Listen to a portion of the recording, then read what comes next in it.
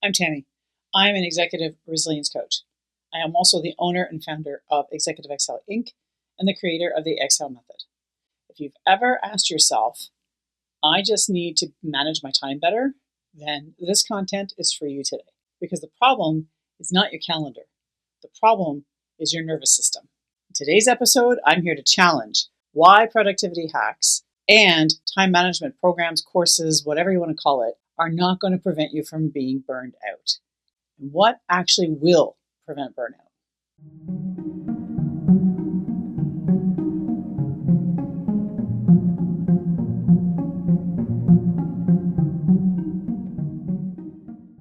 Welcome back to Executive Excel. I'm really happy that you're here today. So we've been taught that time is the problem when it comes to burnout. That if we could just manage our schedules just a little bit better, that we would feel more in control and more balanced. But here's the truth. Burnout is not about time.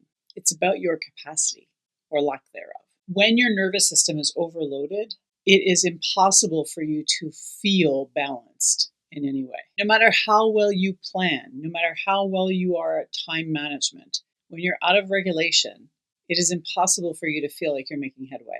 And that's because you're not coming from a place of regulation and resilience, but rather from stress and overwhelm. You'll have all these to-do lists, you'll have your planners, your organization will send you on all sorts of courses on how to manage your time. And while those things are not inherently bad, they are actually good tools to have in a collective process. In and of themselves, just doing those things does not prevent burnout. That's because when you start looking at calendars and you start looking at time management, that's surface level stuff. But what we're talking about here is physiological response to stress, which is in the body and in the mind. And that's where the disconnection begins. So how do you know this is happening to you? Let's look at the signs.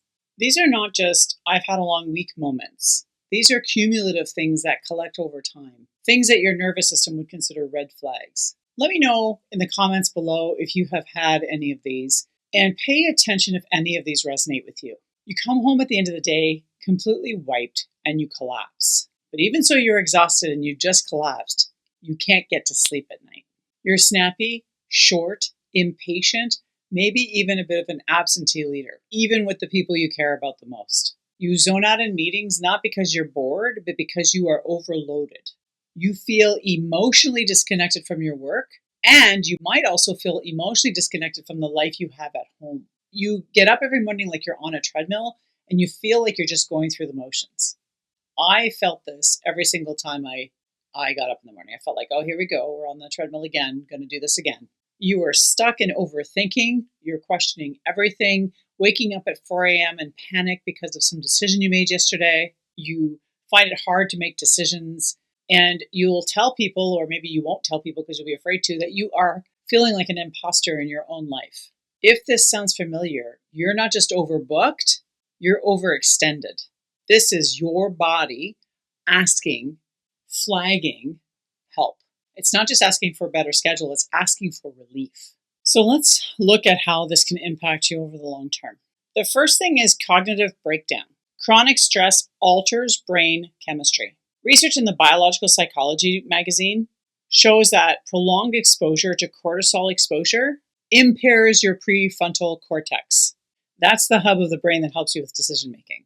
That is why when you're chronically stressed, you feel foggy and kind of blurry in your thinking. It's why decisions feel harder. It means your leadership brain is compromised. There are physical health consequences, and I experienced these myself. Because burnout is not just in your head, it's a full physiological experience. The World Health Organization estimates that long working hours and chronic stress contributed to over 745,000 deaths globally in 2016 due to heart attack, heart disease, and stroke. I've known a few people who've had cardiovascular impacts from chronic stress exposure.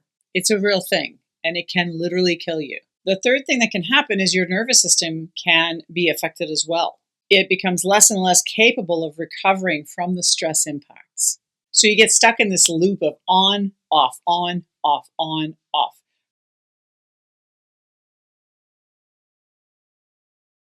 This increases your risks of anxiety, depression, chronic illness. And ironically, time management can backfire. It can cause an increase in stress. A Harvard Business Review study showed that the more efficient you were at jamming your schedule with stuff to do, the higher the stress levels actually went.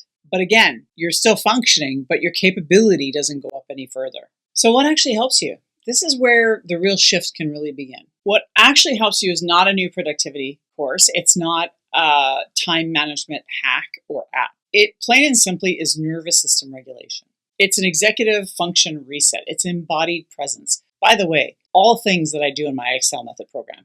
In the program, there are six pillars that help you to go deep in your leadership. I take you through a journey in that method that helps you to regulate your nervous system, not just your time. We rebuild your clarity and your calm and your resilience. We look at how to rebuild your energy from the inside out. We bring you back in alignment with how you want to feel and how you want to lead. Not just in what you're doing, but in how you're doing it and how it feels when you're doing it. Because if you're leading from a state of depletion, which I have done, man, it's hard. It almost doesn't matter what ideas you come up with because your clarity, your creativeness, your ideas, your vision, all of that is compromised. This is your permission to not do more, but to restore your system. If you're listening to this and you're like, yeah, that sounds a lot like me, I totally relate, all these things, check, check, check, check, check, I want to invite you to do something. I want you to head down to the description. And in the description, you're going to find a link. The link is to my Leadership, Energy, and Stress Resilient Scorecard. Download that scorecard and self-assess where stress is impacting your life. It's a short, powerful assessment that allows you to identify those areas. And based on how you rate yourself, I also have some instant things that you can start today to start regulating yourself and to start supporting yourself without even having to hire a coach. This is not spam. It's not gimmicks. It's just insights for you completely free. Real performance doesn't come from pushing harder. It actually comes with the pause. It comes from regulating smarter, more effectively. If this episode really resonated with you, I want you to share it with someone else who may be struggling with the exact same thing that you're struggling with stress and burnout and overwhelm. And don't forget to subscribe, follow, rate this podcast, do all the things, because what that does is it helps push this content out through the algorithm to other people just like you who might benefit from this kind of content. It's absolutely free and it's just good vibes. Remember, you don't have to keep holding your breath and you certainly don't have to do this alone. Thanks for being here today. I appreciate all the time that you take when you watch my videos or you listen to my podcasts. Until next time, folks, stay grounded, stay inspired, and remember to exhale.